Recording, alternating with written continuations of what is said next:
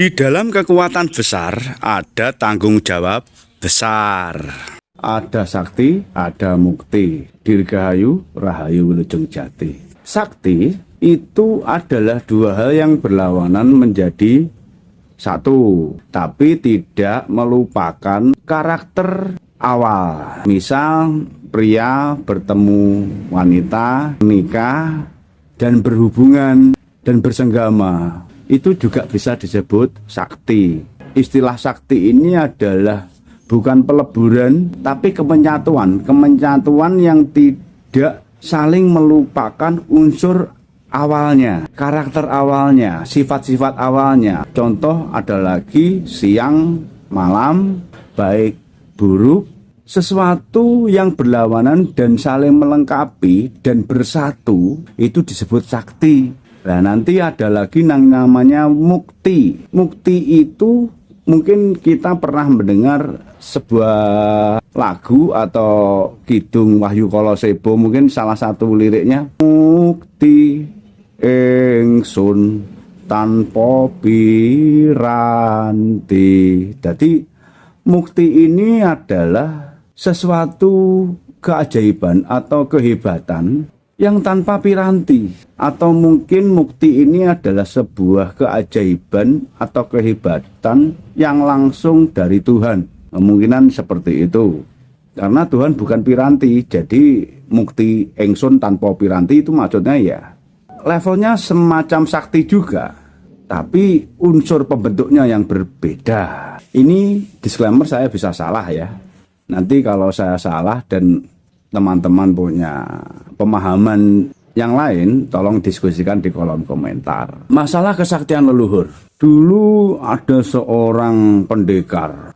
Dia punya jurus pedang, namanya dua pedang menulis kematian. Oke. Ketika berlawanan dengan musuhnya, dengan lawannya, seolah-olah dengan memegang pedang, dua pedang itu, dia menulis di awang-awang, misal, senja kali ini adalah mati terbaik untuk dirimu. Disebutkan namanya di tanganku. Dua pedang menulis kematian itu sedikit punya mantra ya. Penggabungan kanuragan dan mantra ya. Terus ada lagi. Kalau yang saya pelajari filsafat di dunia persilatan pada zaman dulu, ada kalimat begini. Setiap tumbuhan bisa melakukan sesuatu, setiap hewan bisa melakukan sesuatu, setiap itu pula manusia bisa melakukan. Misal dulu ada pendekar yang memang bertahun-tahun dia menggembleng dirinya untuk bisa seperti kelelawar. Tidurnya juga seperti kelelawar, kakinya menggantung, dan makannya juga seperti kelelawar. Lambat laun orang itu jadi punya sayap seperti kelelawar. Dari pemahaman itu tadi bisa direalisasikan, tapi butuh waktu yang enggak sederhana, butuh waktu yang enggak instan. Ada lagi filsafat yang pernah saya pelajari, jika racun ular atau bisanya ada di kepalanya dan kalajengking racunnya ada di ekornya, maka racun manusia itu ada di sekujur tubuhnya. Karena sekujur tubuh manusia itu bisa melukai. Contoh dulu waktu saya masih SMP atau SMA ya, berantem gitu kan. Nah, itu saya dipiting, peluk dari belakang dengan diremas sekuat-kuatnya, tapi saya kalah kuat pada waktu itu. Kebetulan dagu lawan saya ada di pundak saya, disampirkan di situ. Saya nggak butuh tenaga banyak, cuma gini doang, giginya patah. Tolong ini filsafat ini digunakan yang bijak ya. Terus apalagi ya, aji segoro geni, rambut niro rambut geni, segoro niro segoro geni, itu niro itu geni ya, seperti itu ya.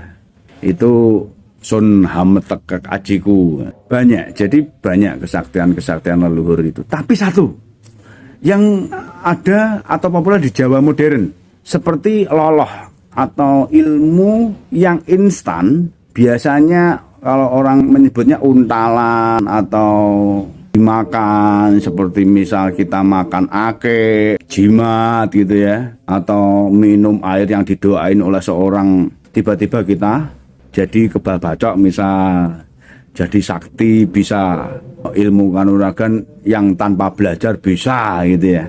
Di masa Jawa kuno itu sangat tidak populer dan sangat tidak dianjurkan.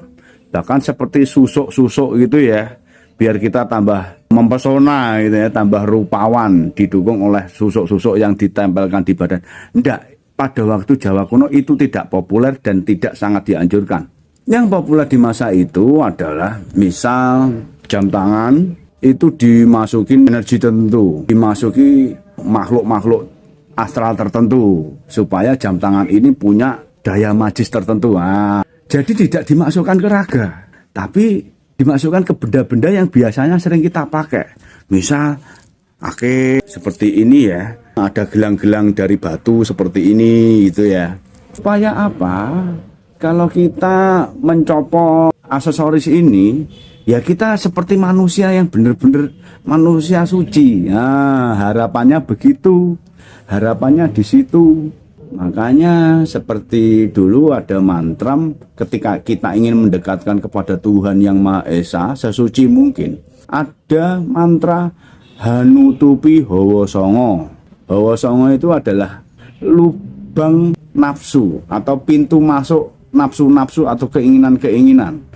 Hawa Songo yang dimaksud di sini adalah mata 1, 2, telinga 3, 4, hidung ada, lubang hidung ada 2, 5, 6, lubang mulut 7. Nah, di kepala ini sudah ada 7 lubang atau pintu masuknya nafsu. 9 kan ya. Nah, yang kedua ada di lubang kemaluan dan lubang dubur. Oke, jadi jumlahnya 9.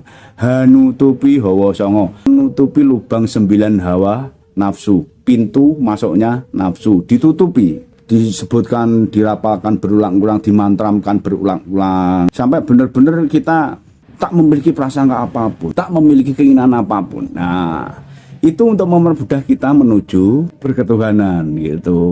Gini, zikir dan wirid atau mantra dan mantram. Ini saya bisa salah ya. Kalau zikrullah atau zikir itu hanya ke Tuhan saja. Zikir yang murni tidak memiliki keinginan apapun, ya itu namanya zikir, zikrullah. Tapi itu levelnya sama dengan mantra.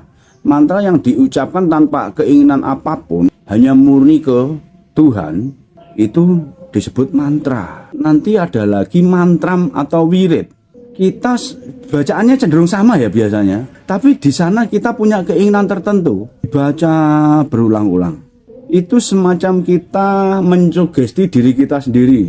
Mungkin sekarang orang bilang hipnotis ya, atau hipnoterapi atau apapun itu penyebutannya. Itu memang ada dari nenek moyang kita dulu, Jawa kuno itu memang sudah ada macam itu.